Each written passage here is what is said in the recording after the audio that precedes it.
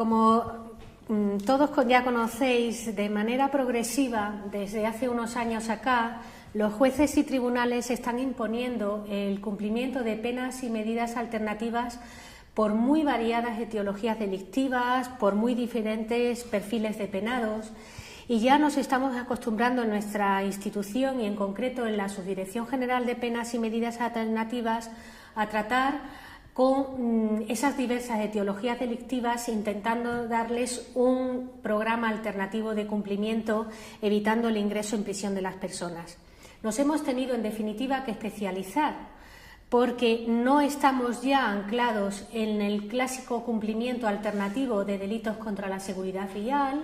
también los numerosos de violencia de género, sino que, como se cumplen adecuadamente y hoy en día en España las medidas alternativas, los jueces y tribunales, como os digo, están apostando por ese cumplimiento penal alternativo.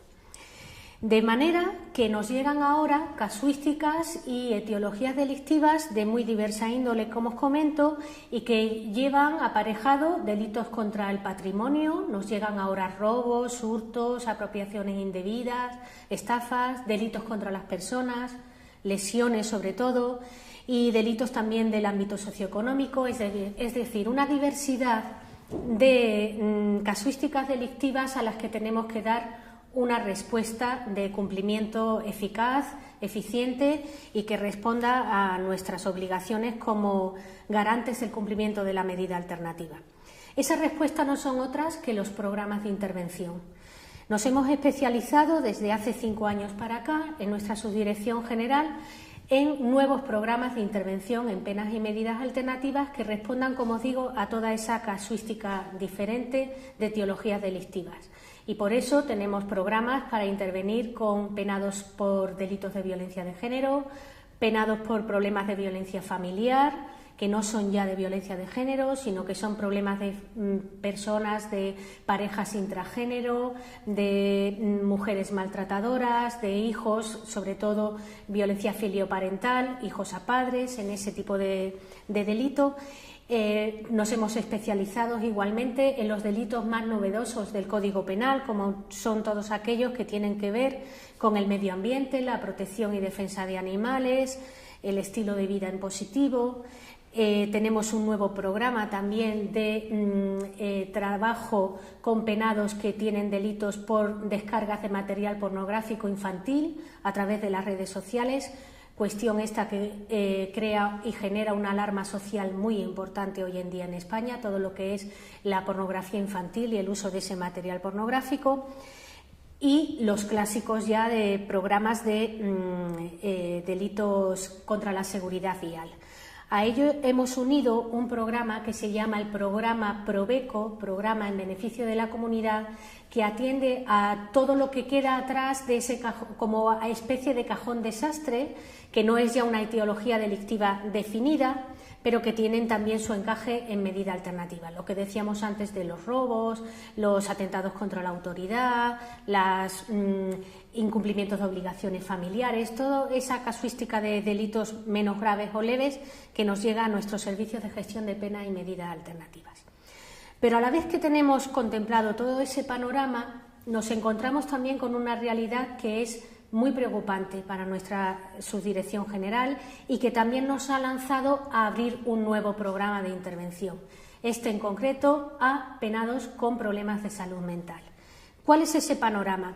Que dentro de esa diversidad de penados que tienen distintas etiologías delictivas que cumplir y que tienen que hacer ese programa específico dado su cualidad del delito, nos encontramos cada vez más con personas que tienen algún problema de salud mental.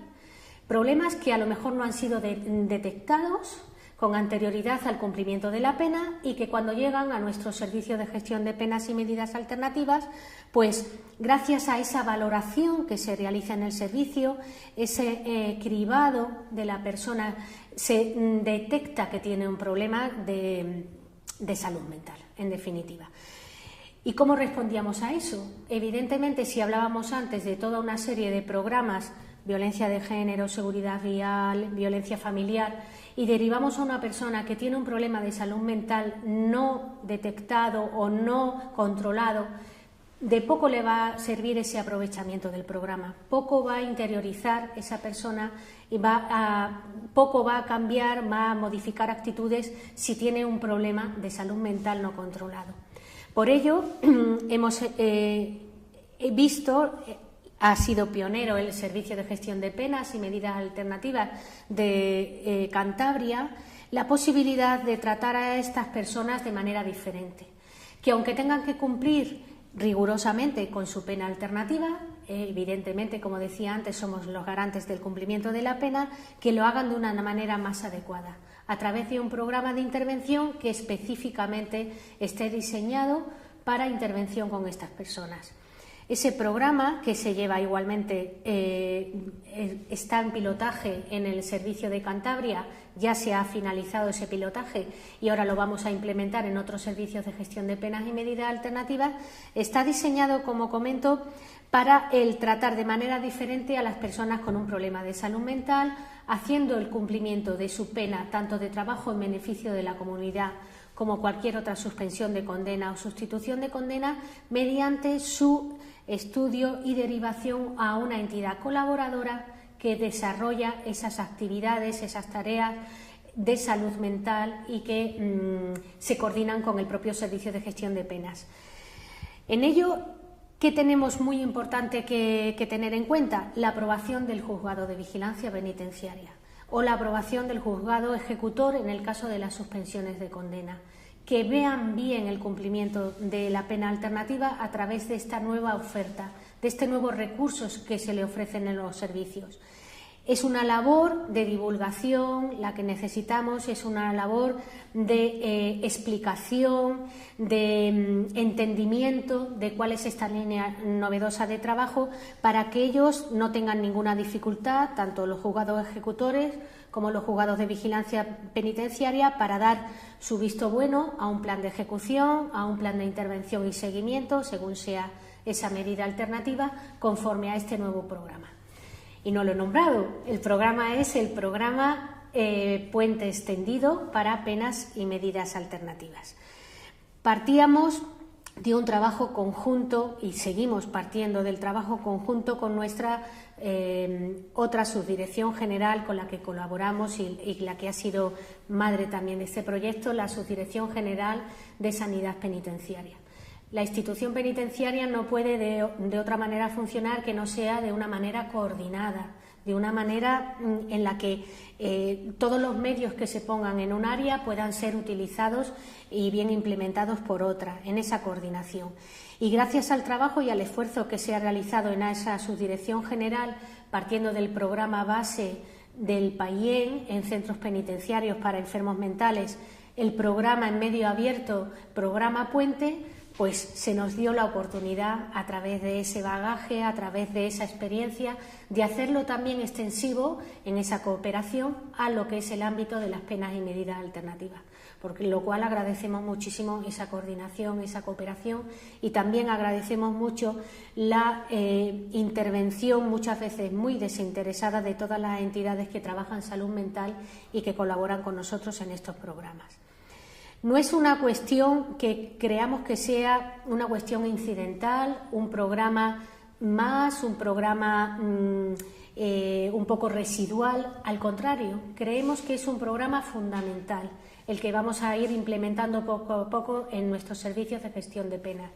¿Y por qué lo digo así? Pues porque estadísticamente, y es un claro ejemplo esa estadística de lo que yo decía antes de la preocupación que tenemos por este ámbito alternativo y salud mental o problemas de salud mental, estadísticamente tenemos muchos casos de personas que vienen al cumplimiento de una pena alternativa que tienen un problema derivado de una patología mental. Y si hablamos ya de un trastorno mental grave, pues la cosa es más seria. Y tenemos la obligación de tratar también esa patología. Creíamos, sinceramente, que la sensibilidad del legislador en las últimas reformas del Código Penal en cuanto a lo que era el tratar al enfermo mental como enfermo priorizando esa enfermedad mental sobre su característica delincuencial y abriendo el camino, como dice el propio Código Penal, a que fueran otras administraciones públicas derivadas del entorno de su propio territorio, derivadas de su competencia, quienes se hicieran cargo y fueran las competentes para la ejecución de las medidas que no fueran privativas de libertad, pero que tuvieran que ver con los problemas de salud mental, pues como decimos, esa sensibilidad del legislador no ha tenido una respuesta por ahora en esas comunidades autónomas, en esas otras administraciones públicas, en esa apertura del Código Penal para que sea en mi territorio y con mis competencias en las que yo valore, en las que yo trate, y lo que quede fuera sea la administración penitenciaria, aunque estas personas hayan caído en alguna comisión delictiva. Por el contrario, nos encontramos que los jueces siguen apostando por derivar a esas personas a la administración penitenciaria. Muchas veces porque la propia comunidad no ha dado ese paso al frente para poner medios para atender a estas personas, otras porque es cómodo que la administración penitenciaria siga viendo, siga conociendo, siga siendo la garante del cumplimiento de las medidas que se imponen a los penados que tienen algún problema de salud mental. ¿Y esto a qué deriva? Pues deriva a que efectivamente, como decía, un tanto por ciento importante de penados a penas y medidas alternativas tenga estos problemas de salud mental. Si estamos hablando en torno de una media anual de 140.000 mandamientos y en torno de esos 140.000 mandamientos de unas 120.000 personas condenadas a medidas alternativas, porque muchos de ellos tienen más de una ejecutoria en medida alternativa que cumplir, ¿qué tanto por ciento de personas pueden tener un problema de salud mental? Pues los estimamos que más de un 3%. Luego no es una cifra baladí. Creo, haciendo un cálculo, que por encima serían unas 4.500, 5.000 personas anualmente. Eso para nosotros es un serio problema y lo queremos tratar con todo el rigor y con toda la seriedad a través de este programa. Así lo entendió también el Real Decreto 840/2011 de cumplimiento y ejecución de las penas y medidas alternativas. Nos volvía a insistir en que las medidas de seguridad no privativas de libertad no son competencia de la institución penitenciaria, que primaba el carácter asistencial, primaba el carácter de enfermo de la persona que tuviera que cumplir una medida de seguridad no privativa de libertad, aunque estuviera ya judicializado, y que debía de ir a esos órganos de la administración correspondientes de la administración comunitaria. No obstante, a pesar de ese Real Decreto, como nos siguen llegando esas personas, es la realidad de hoy, tenemos que acercarnos de esas personas, no derivándolos a una TBC, a un trabajo en beneficio de la comunidad ordinaria, no derivándoles a una suspensión de condena a través de un programa X ordinario, sino a través de este programa Puente Extendido.